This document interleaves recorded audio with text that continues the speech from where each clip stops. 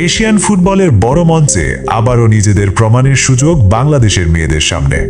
AFC নারী Asian কাপে ঐতিহাসিক অভিষেকের পর এবার বাংলাদেশ নারী ফুটবল দলের লক্ষ্য এশিয়ান গেমস। কিন্তু শুরুটা মোটেও সহজ হচ্ছে না, কারণ প্রথম ম্যাচেই প্রতিপক্ষ 3 বারের এশিয়ান গেমস চ্যাম্পিয়ন উত্তর কোরিয়া। এরপর অপেক্ষা করছে দক্ষিণ কোরিয়া এবং মিয়ানমার। অর্থাৎ গ্রুপ পর্বেই বাংলাদেশের সামনে বড় 3টি পরীক্ষা। জাপানের আইচি নাগোয়া এশিয়ান গেমসে নারী ফুটবলের ড্র অনুযায়ী বাংলাদেশ পড়েছে গ্রুপ বিতে। এই গ্রুপে বাংলাদেশের সঙ্গে রয়েছে উত্তর কোরিয়া, দক্ষিণ কোরিয়া এবং মিয়ানমার। 3 প্রতিপক্ষের বিপক্ষেই আলাদা আলাদা চ্যালেঞ্জের মুখে পড়তে হবে লাল সবুজের প্রতিনিধিদের। বাংলাদেশের প্রথম ম্যাচ 14 সেপ্টেম্বর, আর প্রথম ম্যাচেই উত্তর কোরিয়া। এশিয়ান ফুটবলের অন্যতম শক্তিশালী দলটির বিপক্ষে ম্যাচ দিয়ে শুরু হবে বাংলাদেশের অভিযান। এরপর 17 সেপ্টেম্বর দক্ষিণ কোরিয়ার বিপক্ষে দ্বিতীয় ম্যাচ, আর গ্রুপ পর্বের শেষ ম্যাচ 21 সেপ্টেম্বর মিয়ানমারের বিপক্ষে। তাই শুরু থেকেই পয়েন্টের জন্য লড়াই করতে হবে বাংলাদেশকে। তবে এই বাংলাদেশ আর কয়েক বছর আগের বাংলাদেশ নয়। নারী ফুটবলে গত কিছু সময় বেশ কিছু গুরুত্বপূর্ণ মাইলফলক ছুঁয়েছে বাংলাদেশ। সবচেয়ে বড় সাফল্য এসেছে এএফসি নারী এশিয়ান কাপের বাছাই পর্বে। মিয়ানমারের বিপক্ষে গুরুত্বপূর্ণ জয়ের মাধ্যমে প্রথমবারের মতো এএফসি নারী এশিয়ান কাপের মূল পর্বে জায়গা করে নেয় বাংলাদেশ।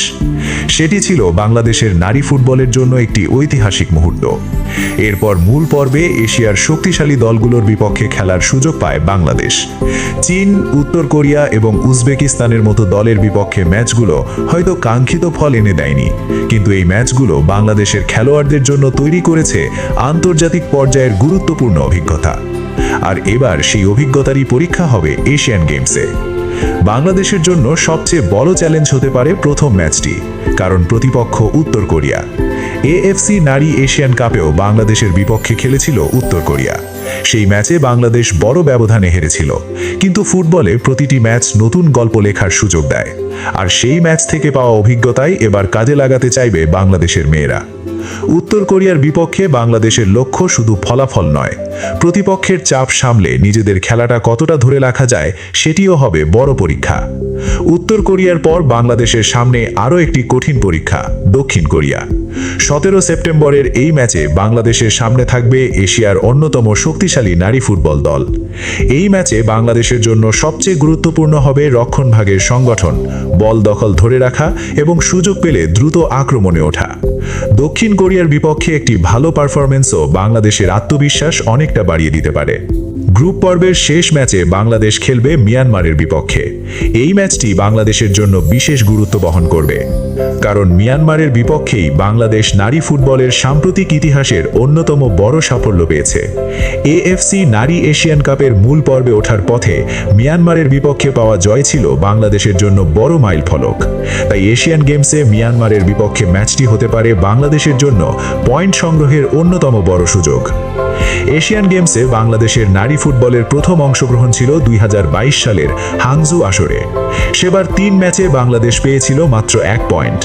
জাপানের কাছে 8-0 এবং ভিয়েতনামের কাছে 6-1 গোলে হারার পর নেপালের বিপক্ষে 1-1 ড্র করেছিল বাংলাদেশ। গ্রুপ পর্ব থেকেই শেষ হয়েছিল সেই অভিযান। কিন্তু 4 বছর পর বাংলাদেশের সামনে ভিন্ন বাস্তবতা। এর মধ্যে দলটি এশিয়ার বড় মঞ্চে খেলার অভিজ্ঞতা অর্জন করেছে। এএফসি নারী এশিয়ান কাপের মূল পর্বে খেলেছে, শক্তিশালী প্রতিপক্ষের বিপক্ষে ম্যাচ খেলেছে, আর সেই অভিজ্ঞতাই এবার কাজে লাগানোর পালা। এবার বাংলাদেশের সামনে শুধু এশিয়ান গেমসে অংশ নেওয়ার লক্ষ্য নয়, লক্ষ্য হলো নিজেদের আগের অবস্থান থেকে আরও এক ধাপ এগিয়ে যাওয়া। গ্রুপটি কঠিন, প্রতিপক্ষগুলো শক্তিশালী, কিন্তু বড় দলের বিপক্ষে খেলেই তো বড় হওয়ার সুযোগ তৈরি হয়। উত্তর কোরিয়া দিয়ে শুরু, তারপর দক্ষিণ কোরিয়া, আর শেষে মিয়ানমার। 3 ম্যাচেই বাংলাদেশের প্রতিটি মুহূর্তই গুরুত্বপূর্ণ। একটি ভালো ফলাফল শুধু পয়েন্ট এনে নেবে না, বাড়াবে দলের আত্মবিশ্বাসও। এশিয়ান গেমসে বাংলাদেশের মেয়েদের সামনে তাই কঠিন পরীক্ষা, কিন্তু কঠিন পরীক্ষায় কখনো কখনো নতুন ইতিহাসের দরজা খুলে দেয়। 2022 সালে যেখানে গ্রুপ পর্বেই থেমে গিয়েছিল বাংলাদেশের পথচলা, এবার সেই জায়গা থেকে আরও সামনে যেতে চাইবে লাল সবুজের দল। 14 সেপ্টেম্বর উত্তর কোরিয়ার বিপক্ষে ম্যাচ দিয়েই শুরু হবে সেই নতুন যাত্রা। বাংলাদেশ কি এবার এশিয়ান গেমসে নিজেদের আগের গল্প বদলাতে পারবে? উত্তরটা জানতে চোখ রাখুন গোলবিজ নিউজে। ফুটবলের সবশেষ খবর, বিশ্লেষণ আর গুরুত্বপূর্ণ আপডেট পেতে সঙ্গে থাকুন গোলবিজের সঙ্গে।